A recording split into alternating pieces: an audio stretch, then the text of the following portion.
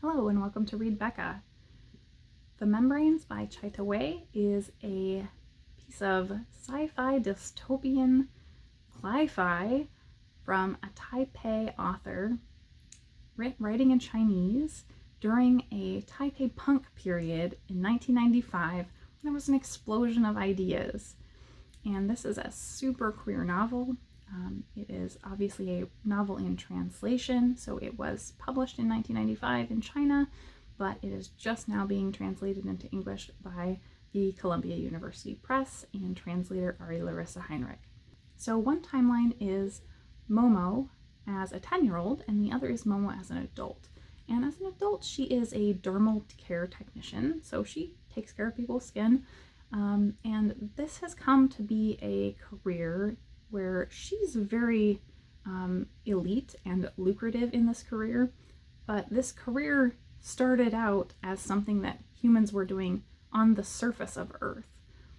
Because the hole in the ozone layer became so bad, the climate change and heat of the surface made people's skin damage quite severe, and they had to have regular skin treatments.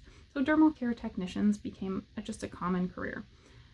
But now humans have, for the most part, moved undersea, and they've continued that practice largely out of habit, but also the salt water is still very abrasive. So Momo has picked up this career, as I said, because she kind of wanted to connect with someone who was a part of her mother's life, and she is now estranged with her mother and has no contact with that person from her mother's life either, but she has continued on this career. She has kind of always been an outcast a bit because she doesn't have these close relationships or feel any need really to have romantic relationships. So I think based on the text, it's pretty clear she is either bisexual or pansexual, and aromantic. That obviously connects back to her estrangement with her mother, which is sourced from her childhood. Her mother, as she was a 10-year-old, was not really terribly involved in her life. She was a very absent but hardworking mother who was an executive for a company called Mega Hard. Obviously, that is kind of connected to or a play on Microsoft, and Microsoft is a competitor of theirs somehow in this book, even though Mega Hard is making effectively ebooks, which is wild to think that this author came up with that idea in 1995. Their disc books is what they're called in here, and they sell like encyclopedias on Discbook. But she is always busy, and when Momo sees relationships between someone and her mother, it's really always a very short-term and sexual relationship and not really so much an emotional connection. But Momo is very sick as a child as well. So she has a long-term stay in the hospital, and she makes one friend there in the hospital, a very close friend.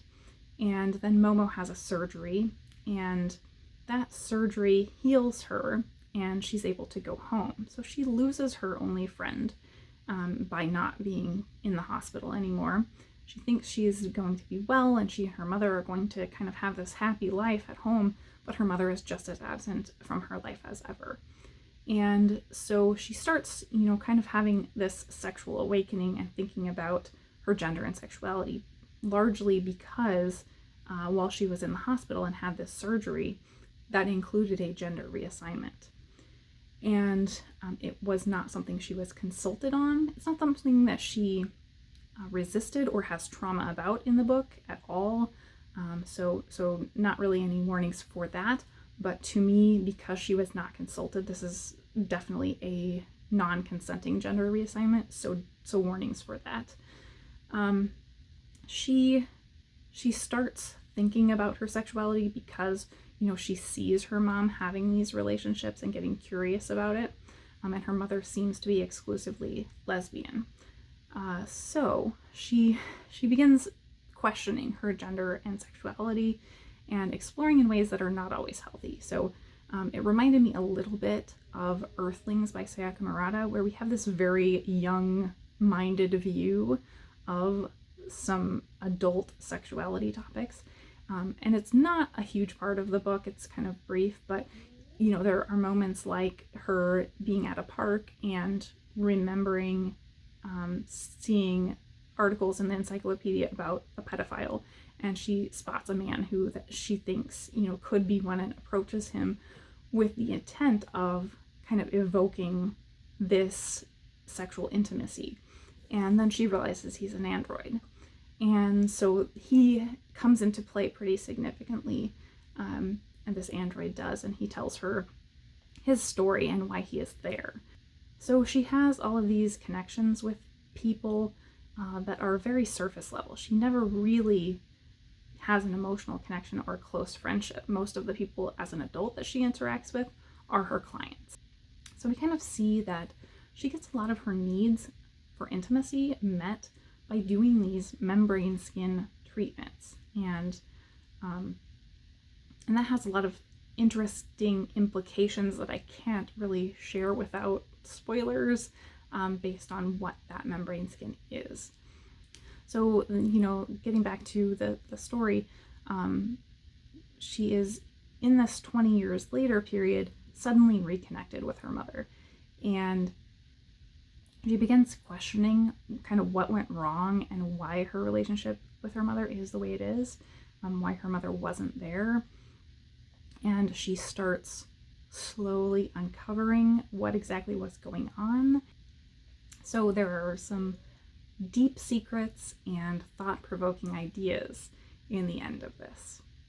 So in the back of the book, there is this fantastic section put together by the translator, as I said, Ari Larissa Heinrich.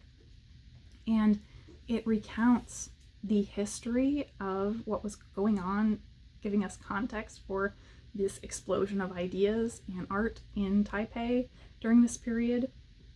It also has sections based on themes, so critical analysis of the themes that are explored in this novella. And I found that so insightful and helpful for reading this. So for me, this was worth a fairly high price for a short novella just for that addition at the end. So I highly recommended that in terms of using this as a more academic learning tool and introspective sci-fi. I love those thought-provoking elements. I also loved how predictive this was. So as I mentioned, we have this kind of ebook element to it. Right from the very beginning, we have Momo is someone who hates video calls, and everybody uses video calls, but she insists that her clients have to email her. And even just that, email was so new to most of us at that point in 1995. Like, I think most of us were probably getting AOL or Hotmail accounts just then. That was a very new thing. And I thought that might have been a result of the translator kind of updating the technology, but then there were a number of kind of obsolete technologies mentioned that made it clear that this is actually how it was written. So I found that very interesting. There's also kind of an element of mass data collection that reminded me a lot of cookies, like web cookies. And that as well, just super prescient for being 1995. So I thought those things were incredible to see in this early work. I know, thinking back to my own youth, in I think 1997, Ellen came out on TV, and that was such a huge thing in the US. And thinking that this was written in 1995 and was, an author who is fairly heralded in Taipei, and it's incredible to see. I mean, I know there's lots of philosophical sci-fi that has been out there for a long time, Left Hand of Darkness, that sort of thing, that really explored gender and sexuality in the way that this does. And it just amazes me to think how much these authors were exploring things that our cultures were not ready for yet. And as terrible as that is. But I think this is a novella that was well before its time. It is still a very wonderful work and doesn't feel dated at all to me. So I really highly recommend picking up The Membranes by Ta-Wei, and I give it 4 out of 5 stars.